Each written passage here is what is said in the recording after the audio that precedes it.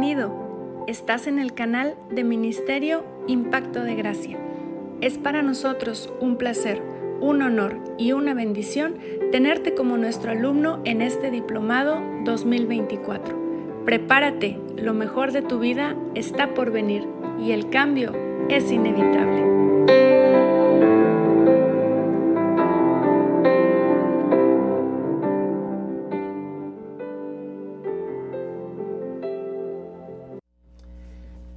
Clase número 4.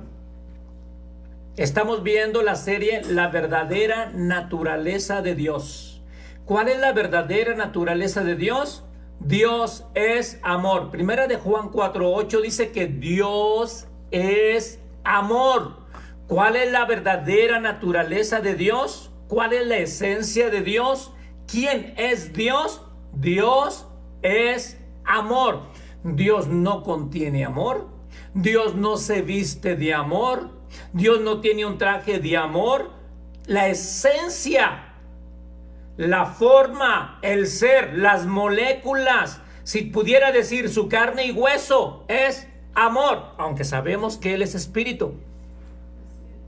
Pero trato de transmitirte que Él es amor. Y todo lo que Dios hace, lo hace por amor. Todo lo que... Algunos dirán, acabamos de leer cómo mató a tal persona, cómo ordenó apedrear al otro, cómo cayó... y Dios lo hizo, sí. Lo hizo por amor. Algunos van a decir, para amorcito. Gracias. Pues te voy a enseñar por qué lo hizo.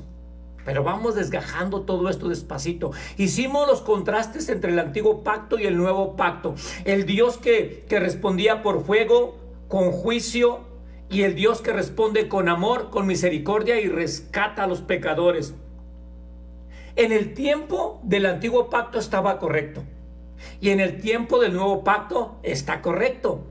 ¿Cómo armonizamos todo esto? Vamos para allá. Lección número 4, la verdadera naturaleza de Dios. Vamos a ir pensando ahora, porque voy a estar tumbando algunos conceptos erróneos y equivocados que hemos tenido por tiempo. La Biblia no se lee como un todo. La Biblia está escrita en dispensaciones. Está escrita en pactos establecidos por Dios con el ser humano. Yo digo que son 8, algunos dicen que son 7. Yo digo que son 8 pactos. Pero en cada pacto trabaja de una manera diferente. Se termina un pacto y comienza una etapa diferente. Se termina ese pacto y comienza otra etapa diferente. Se termina aquel pacto y comienza otra etapa diferente. Dios trabaja en pactos para saber cómo Él va a funcionar, cómo va a trabajar y cómo va a responder de acuerdo al pacto. Pero cuando no entendemos nada y agarramos la Biblia como un todo, no sabemos ni cómo nos va a responder. Y luego decimos, está en la etapa de la inocencia, en la etapa edémica, en la etapa de la conciencia, en la etapa de la ley. No sabemos nada de eso. Pero vamos a Génesis capítulo 2, versículo 17 y pongamos atención a lo que sigue. ¿Ok? Clase número 4. Ministerio Impacto de Gracia para el mundo, solo predicando las buenas nuevas de salvación y el amor incondicional de Dios para el ser humano. Un amor incondicional. ¿Cuántos saben lo que significa la palabra incondicional? Que no te pone condiciones. ¿Cuántos de ustedes dan amor incondicional a las personas? ¿Cuánto le dan amor incondicional a sus hijos? Todavía, ¿verdad, el hijo? Todavía. A los que están alrededor de ti. No sabemos dar amor incondicional. Sabemos dar amor con condición, pero incondicional no sabemos, hermano. Ningún ser humano sabemos dar amor incondicional, y como no sabemos, queremos limitar el amor de Dios a lo que nosotros creemos y pensamos. Pero Dios nos da un amor que no nos pone condiciones. Nos ama simple y sencillamente porque Él es amor. No porque tú seas bueno, sino porque Él es bueno. Génesis capítulo 2, ¿qué dije? ¿Versículo qué? 17. Anótalo porque quizás lo veas más en un futuro en un papelito. Y este es el principio. Génesis 2:17. Mas del árbol de la ciencia del bien y del mal no comerás. Es la única vez que dice no. No comerás. Porque el día que de él comieres, ciertamente morirás. Escúchame. En el principio de la creación, solamente había una ley. No había 10 mandamientos. No había 613 mandamientos. Había solamente, repite conmigo, una ley. Y este fue el plan original de Dios desde la creación. Y Génesis, hermano, Génesis significa semillero. Génesis significa semillero. Y los predicadores y los teólogos y los estudiosos han dicho que es el semillero homilético. O sea, todas las doctrinas, todas las teologías, todas las enseñanzas que vemos después en los siguientes libros se desprenden de Génesis. Porque Génesis es el semillero homilético. Los principios de Dios, como Dios quería que fueran todas las cosas. Así que en Génesis no había muchas leyes, solamente había una ley. ¿Por qué solamente había una ley? Porque no había pecado, ¿verdad? No había pecado.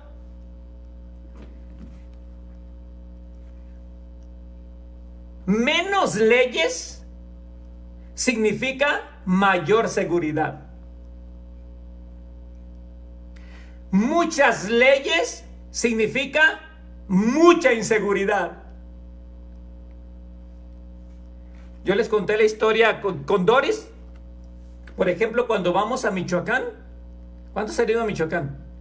Bueno, ahora a cualquier parte que vayas de México. Pero hace años, cuando Doris y yo, bueno, con los niños íbamos a Michoacán. ¿No te imaginas que íbamos entrando y había hombres armados por todos lados, verdad, Doris? Había camionetas de hombres armados en Michoacán, todavía hay, y ahora hay, yo creo que en todo México. Íbamos entrando y veíamos hombres armados y luego veíamos convoys de carros de policías por un lado y luego del ejército por otro lado y bien armados y nosotros así como, ¿qué habrá pasado? ¿Qué hay? Y luego íbamos entrando y hasta en los bancos, hermano. En la entrada de los bancos había gentes con armas largas ahí. Y luego yo le dije, una de mis niñas dice, papi, aquí hay mucha seguridad.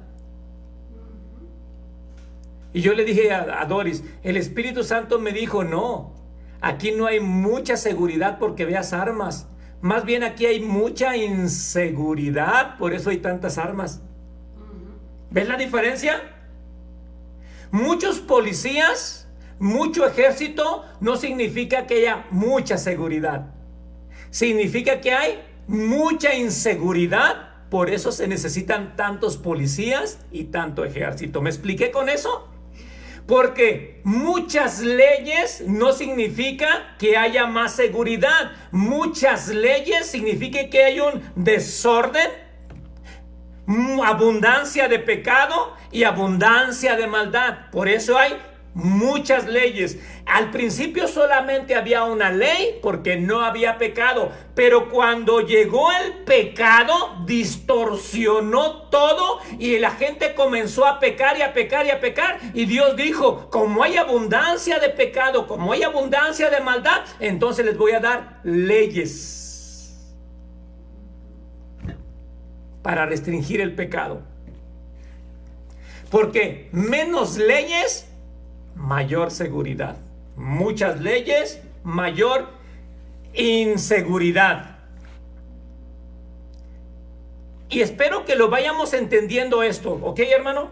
¿Por qué? Porque mira, si no alcanzamos a entender esto, vamos a estar en nuestras congregaciones tratando de poner muchas leyes, como diciendo, entre más leyes ponga yo en la iglesia, más tranquilos vamos a vivir. Y no nos estamos dando cuenta que entre más leyes pongamos, se va a causar un montón de inseguridad en ese lugar. Hay más cosas para romper. Más cosas para romper. Una historia que parece como si fuera chiste, pero a mí me pasó. Cuando yo terminé de mis estudios, no en Estados Unidos, cuando yo terminé mis estudios en Saltillo, Coahuila, terminé, me gradué, recibí mis honores y todo, y luego un hermano con un buen corazón y queriéndome ayudar en el ministerio, me dio un folletito que decía 7 pasos para ser salvo. El folletito decía, y 7 pasos para ser salvo, que el bautismo, que el diezmo y que quién sabe qué y todo eso. Dije, pues 7 pasos para ser salvo. Bueno, yo lo agarré y como no tenía mucho conocimiento, lo estuve leyendo y leyendo y leyendo. Pero pasó el tiempo, hermano, y por allá me encontré otro folleto que decía 12 pasos para la vida eterna. Parece chiste. Y hay unos folletitos de antaño que se llamaban Chick Publication. ¿Alguien los vio? Yo leía todos esos folletitos y me los devoraba, todos esos folletitos. Yo recuerdo que llegué una vez con ese folletito con Doris. ¿Verdad, Doris? ¿Te acuerdas? Sí, uno de ese tipo. Hubo un folletito donde yo le expliqué el plan de salvación, que venía el folletito, y le dije, mira, en estos folletitos hablan del plan de salvación, pero una vez que son salvos los condenan y los vuelven doblemente hijos del infierno y más que ellos, porque les dicen, Cristo te ama, Cristo murió por ti, ven, recíbelo y Él te perdona de todos tus pecados. Y la gente dice, es que soy un borracho, que soy un drogadicto, no sirvo para nada. No importa, Dios te cambia. ¿Cuántos dicen amén? Y Dios te transforma, Dios. Y ahí va la persona incauta. Llega a la iglesia, recibe a Jesús, sus pecados son perdonados. ¿Cuántos saben que es una criatura nueva ahora en Cristo Jesús? Y todos dicen, amén. Pero esa persona llega ahí y todos le dan la bienvenida y le dicen, eres parte de la familia. Pero esa persona que tiene un montón de problemas, al siguiente día viene oliendo a cigarro o viene oliendo a cerveza y viene porque eran todos los vicios que traía, hermano. Y entonces todos los que una vez le dieron amor le dicen, pero ¿cómo puede ser posible que vengas a la iglesia si eres un hijo de Dios? ¿Cómo puede? Y lo comienzan a condenar y a acusar y a mandarlo al infierno, y la persona toda confundida. ¿No me dijeron que me amaba cuando estaba borracho, cuando estaba tirado, cuando vivía en el puente? Sí, pero es que ahora si hueles a cigarro te quedas en el arrebatamiento. Si hueles a cerveza te vas al infierno. Como diciéndole, eres salvo, pero tú tienes que guardar la salvación. Eres salvo sin obras, pero ahora por obras te tienes que salvar. ¿Cómo qué? ¿Cómo? No estoy hablando de libertinaje, estoy hablando de cosas cotidianas que suceden todos los días, que aunque usted no lo crea. Y la persona que está dentro de la iglesia dice, pues mejor me voy a donde estaba, ya nadie me acusaba, ya nadie me condenaba, ya me sentía más libre, y aquí vengo a la iglesia donde se supone que es un oasis, donde necesito restauración y amor, sanidad, y ahora todos me condenan y me acusan y me hacen sentir inservible. Mejor me regreso a donde estaba. Y por eso mucha gente ya no viene a la congregación, por el juicio y condenación de los mismos que se creen más santos en la iglesia, que ni siquiera los llaman para entrar y ni los dejan entrar. Y los pastores trabajando, sufriendo por un alma, rescatando un alma, yendo por los perdidos, y los religiosos fariseos dentro de la iglesia tratando de que no entren a la salvación, viendo todos los puntos de suciedad de todos los demás sin fijarnos a nosotros mismos. Las iglesias se han vuelto el purgatorio. Déjame te digo una gran revelación. Tú ni yo somos el Espíritu Santo. Tú y yo no convencemos de pecado a nadie. Así que deja de hacerla de Espíritu Santo.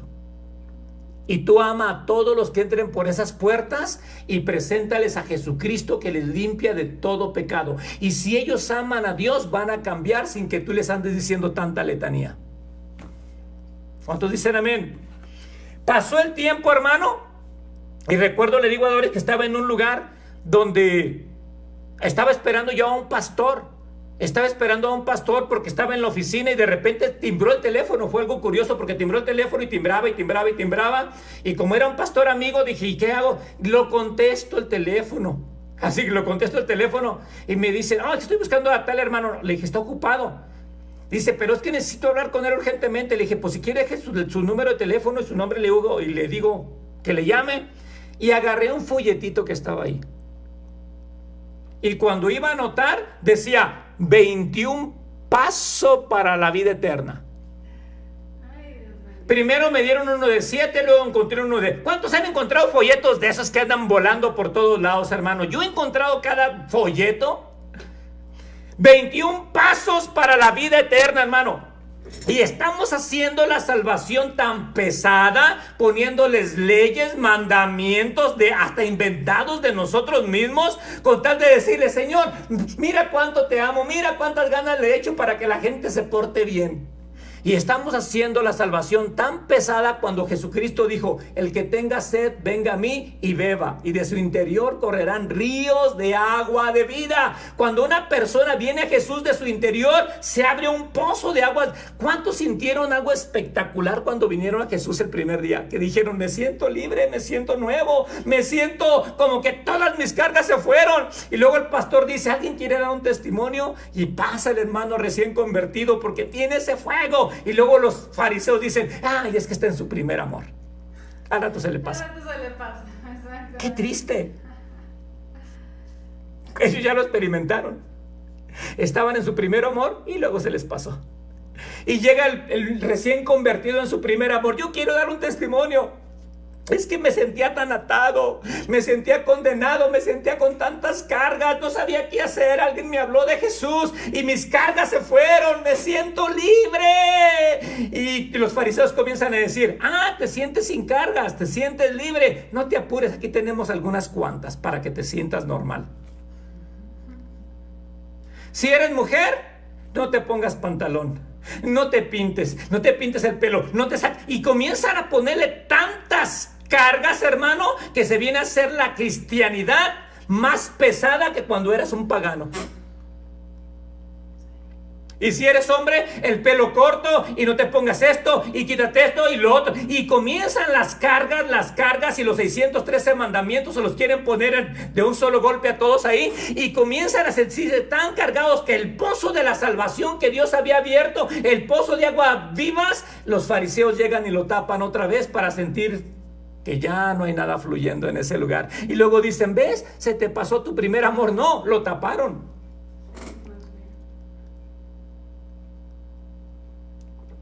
Porque muchas leyes no significa más seguridad, significa mucha inseguridad. Una ley significa más seguridad, pero llegó Jesús. Cuando Jesucristo llegó, cambió todo ese sistema porque Él perdonó todos los pecados. Y como ya no hay tanta inmundicia, tanta depravación, bueno, sí la hay, pero Él la perdonó y vino a restaurarnos como al principio. Y todos los 613 mandamientos, todas las leyes, las condensó a una sola ley como al principio. Romanos 13:9, porque ahí está el nuevo pacto ya. Romanos capítulo 13, versículo 9. ¿Qué dice ahí? Espero que lo tengan. Porque no adulterarás, no matarás, no robarás, no dirás falso testimonio, no codiciarás, y cualquier otro mandamiento en esta sentencia se resume: amarás a tu prójimo como a ti mismo. Todas las leyes las agarró, las condensó a una sola: ama a tu prójimo como a ti mismo. Porque si amas a tu prójimo, pues no lo vas a robar, no vas a adulterar, no lo vas a matar, no dirás falso testimonio en contra de él, no lo vas a codiciar, porque el amor es la fuerza más poderosa que existe para vivir en armonía uno con el otro. Porque Dios es amor. Y Dios, en Romanos capítulo 13, versículo 9, dice que condensó toda la ley en uno solo: amor. ¿Cuántos aman? En su esencia. En su esencia. Y el que no ama no ha conocido a Dios, porque Dios es amor. En otras palabras, Pablo está diciendo: el que no ama seguirá adulterando, matando, robando, hablando falso testimonio y codiciando, porque tiene una mentalidad antiguo testamentaria, tiene una mentalidad mosaica, tiene una mentalidad legalista y que va a agarrar piedras para matar a todo mundo. Pero el que ha conocido a Dios ahora a través de la revelación de la cruz va a amar a su prójimo y soltará las piedras y va a buscar restauración de todo aquel que cometa pecado. Porque Dios es amor. Dios es amor. Repite conmigo: Dios es amor. Y todo lo que Dios hace, lo hace por amor. Vamos a Génesis capítulo 3, versículo 6, porque aquí se está poniendo bueno, hermano. Voy a matar algunas vacas sagradas que tenemos en las congregaciones como algo que nos han enseñado porque no leemos. Génesis capítulo 3, versículo 6. Vamos a ver qué pasa cuando Adán comete pecado. ¿Qué sucedió cuando Adán cometió pecado, hermano? ¿Qué nos han enseñado en las iglesias? ¿Qué nos han enseñado en la escuelita dominical? Que Dios lo corrió. Que Dios lo corrió del huerto. Y hasta puso un ángel para que no se acercara. Y hasta puso un ángel. ¿Qué más nos han enseñado? Y que Dios ya no se podía relacionar con Adán. Sí, que ya no le hablaba. Que ya no hablaba con Adán. Porque cometió pecado, ahora tenía que sacarlo del paraíso. Porque cometió pecado. Vamos, te voy a enseñar algo poderoso que está escrito aquí. Génesis capítulo 3, versículo 6 dice: y vio la mujer que el árbol era bueno para comer y que era agradable a los ojos y árbol codiciable para alcanzar la sabiduría, y tomó de su fruto y comió, y dio también a su marido, el cual comió así como ella. Escúchame, por culpa de Adán y de Eva, al pecar, imagínate qué hubiera pasado, Doris, si Dios les hubiera puesto un video del futuro. Pobres, ahí se muere. Cuando comieron del fruto prohibido, imagínate que Dios se hubiera sentado con ellos y les hubiera dicho: ay, muchachos, no saben lo que hicieron. Por su culpa vienen pestilencias, vienen terremotos, la gente se va a llenar de sida, viene cáncer, viene delincuencia, vienen abortos, vienen guerras, vienen violaciones. ¿Cuántos saben que Adán y Eva se hubieran muerto ahí? Con toda esa información. ¿Dios les dio un panorama de lo que venía? ¿Sí o no? No. No les dijo nada de lo que venía. Más bien, lo que hizo Dios en ese momento fue que buscó un cordero. Pobre cordero, sin deberla, ni tenerla. Yo me imagino el cordero tranquilo comiendo. Y de repente Dios va y lo ve y dice: te voy a matar. ¿Y yo por qué? Si pudiera hablar, ¿yo por qué? Ellos son los culpables. Y dice que agarró al cordero. Dios fue el que hizo el primer sacrificio. Agarró al cordero, le quitó la piel y los cubrió. Génesis 3:21, ¿qué dice ahí? Y Jehová Dios hizo al hombre. Desde ahí está la gracia revelada, ¿verdad? Y Jehová Dios hizo al hombre y a su mujer túnicas de pieles y los vistió. ¿Tú cometiste pecado? Yo te he visto. ¿Tú cometiste pecado? yo te cubro. ¿Alcanzas a ver el amor de Dios? ¿Alcanzas a ver la protección de Dios para los primeros pecadores? Cubrió su pecado, escúchame, ¿cubrió su pecado, sí o no? Otra pregunta, ¿perdonó su pecado, sí o no? No. No perdonó el pecado, cubrió su pecado, porque la sangre de animales no puede perdonar el pecado, pero la sangre de animales sí cubre el pecado. ¿Ves la diferencia? Dios no perdonó el pecado, porque los pecados no se pueden perdonar. Cuando yo dije este comentario hace como unos 20 años, un pastor me dijo, ¿cómo que los pecados no se perdonan? Si Dios me perdonó a mí los pecados. Hizo una revolución con ese pensamiento que le dije, y le vuelvo a decir, y les vuelvo a decir, ningún pecado Dios perdona. Dios me perdona y te perdona a ti todos los pecados que tú hayas cometido, pero a los pecados no los puede perdonar. ¿Me expliqué? Y en el Antiguo Testamento, la sangre de animales no pueden quitar el pecado, solamente lo cubren. ¿Alcanzas a ver el amor de Dios, hermano, con el primer pecador, que en vez de matarlo y darle juicio y decir, bueno, ya echaste a perder todo, mejor te destruyo y agarro otro monito de la tierra y lo vuelvo a hacer mejor que tú? Dios no se dio por vencido. Dios lo cubrió y dijo, en ese momento que Dios estaba matando al cordero, en ese momento Jesús estaba muriendo.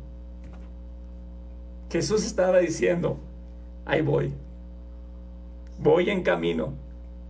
Comenzó su caminata hacia la cruz desde el Edén. No comenzó la caminata en el monte Gólgota ni en las calles de Jerusalén.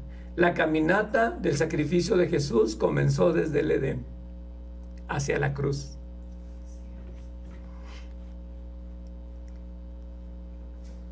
Dios es amor. Escúchame. Algo que a lo mejor te va a sonar controversial. Escúchame lo que te voy a decir, porque no sé en qué términos te lo voy a poner. Dios es amor. Dios tenía a Adán y a Eva en el jardín del Edén. Y Dios platicaba con ellos. Y sabían que Dios le daba provisión, que Dios estaba con ellos, que Dios los cuidaba.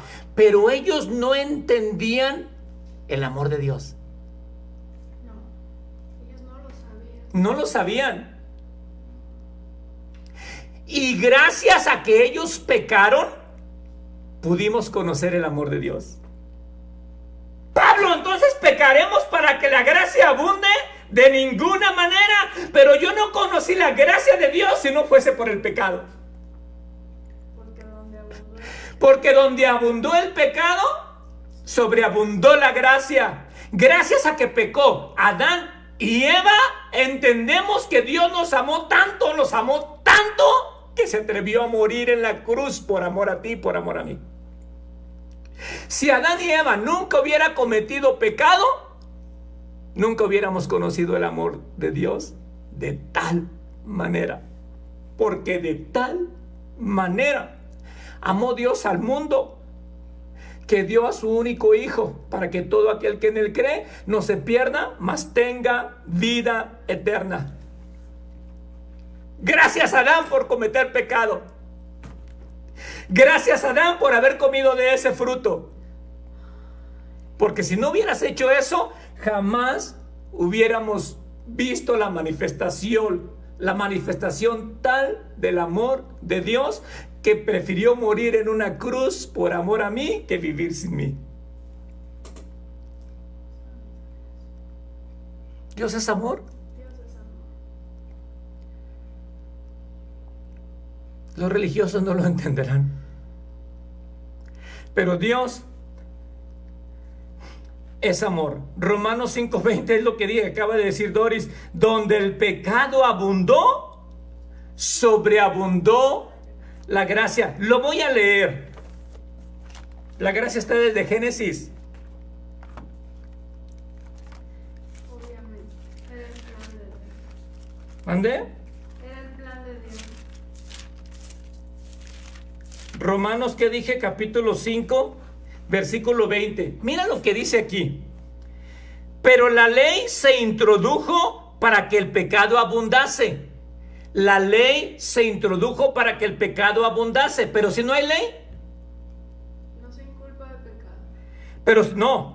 Pero la ley se introdujo para que el pecado abundase.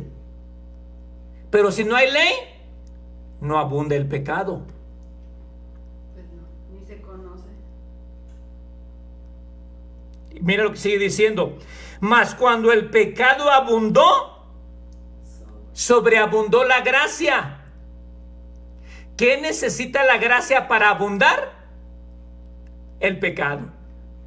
Y si no hay pecado, no hay gracia. ¿Cuántos quieren gracia? ¿Qué necesitas hacer? Pecar. ¿Para qué se manifieste la gracia? Porque ¿cómo se va a manifestar la gracia si no hay pecado? El pecado es la oportunidad para que la gracia de Dios se manifieste. ¿Pecaremos entonces para que la gracia abunde? Esa fue la pregunta que le hicieron a Pablo. Y Pablo dice, de ninguna manera. Pero como Pablo ya sabía que tú y yo pecamos, ¿cuántos necesitan licencia para pecar? Es que algunos me dicen, hermano, es que usted nos está dando licencia para pecar. Y yo le digo, no, ya lo haces muy bien sin licencia. Y es más, yo les digo a los pastores, a mis pastores, díganle a la congregación que les van a dar una licencia y que pueden pecar y hacer lo que quieran y que Dios los sigue amando. ¿Cuántos de ustedes, pastores, se atreverían a darle una licencia a sus congregantes y a decirles, aquí está la licencia, puedes pecar y Dios te sigue amando? ¿Cuántos serían eso? Yo creo que sería lo mejor que podríamos hacer, darles la licencia, porque de esa manera verías a los cristianos honestos y rectos y a los verdaderos cristianos que aman a Dios. Porque hay algunos que solamente están esperando que les den la licencia para irse a pecar y a vivir como marranos y como puerquitos. Solamente harían público lo que ya hacen. Lo que ya son. Pero si tú le dieras una licencia a un verdadero hijo de Dios, agarraría la licencia y la cortaría en pedacitos y la tiraría a la basura y diría, ¿quién se preocuparía por pecar teniendo un amado que murió por mí en la cruz del Calvario? Y veríamos a los cristianos genuinos, a los que verdaderamente aman al Rey de Reyes y Señor de Señores.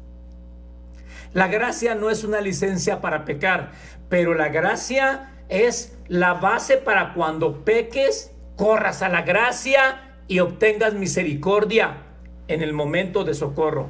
Por ejemplo, yo les cuento la historia de un amigo que estábamos en Saltillo.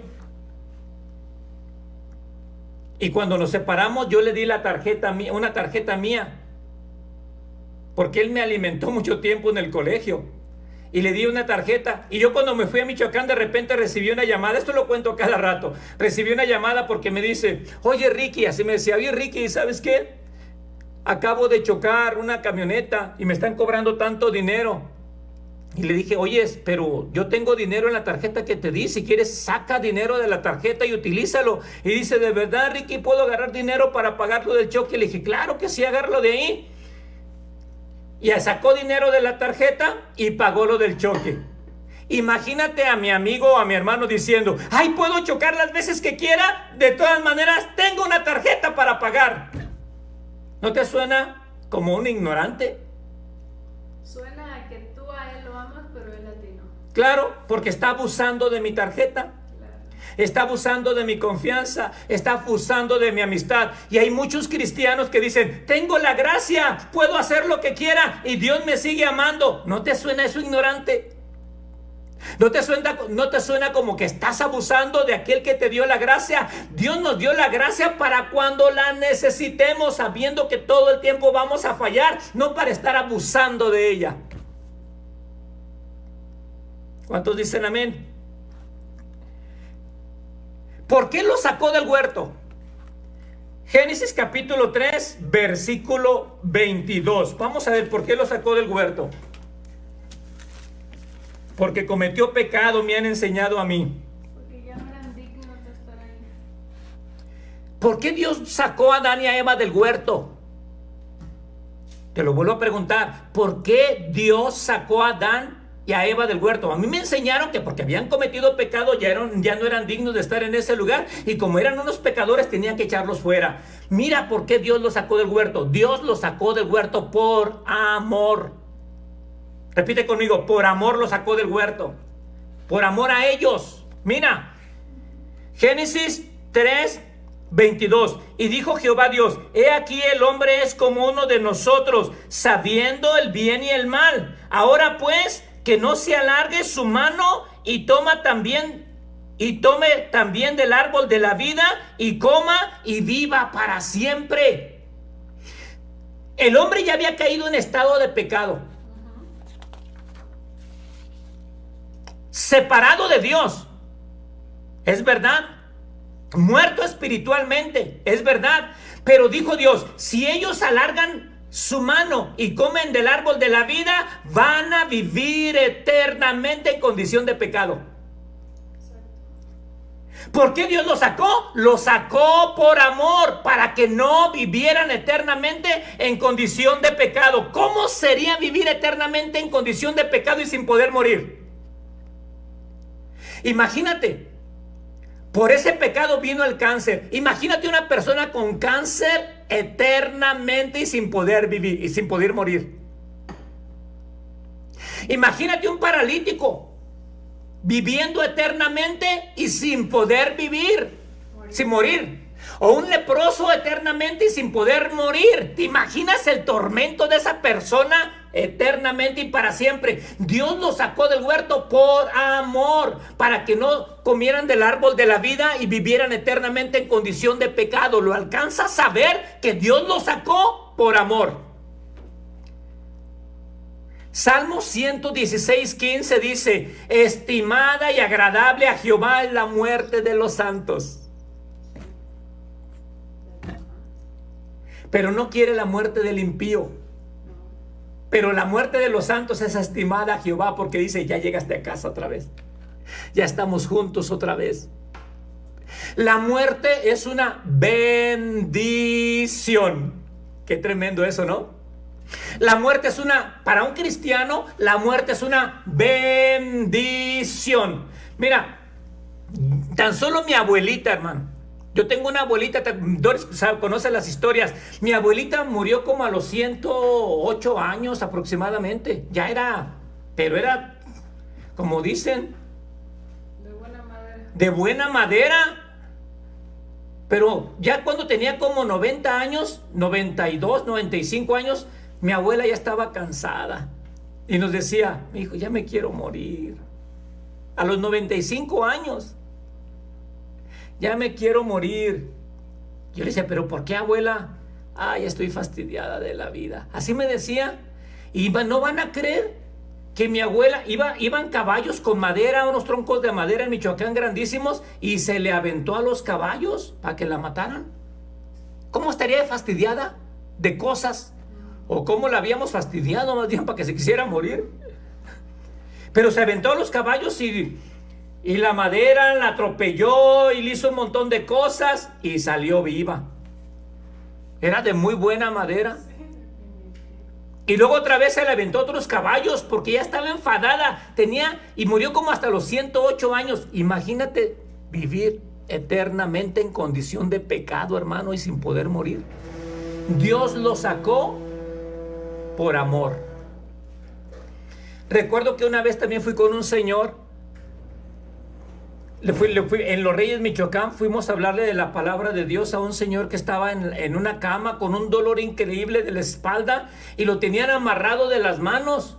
No estaba loco, sino que tenía un dolor tan fuerte que él agarraba cuchillos para matarse y lo tenían amarrado ahí, y fuimos a orar por él y estaba quejándose y llorando y gritando por un dolor increíble que tenía, y estuvimos orando por él, y cuando de repente se despejaron las personas, se me acercó y me dice: ven, bien tranquilo, me dice: ven, me dice, tengo tanto dinero.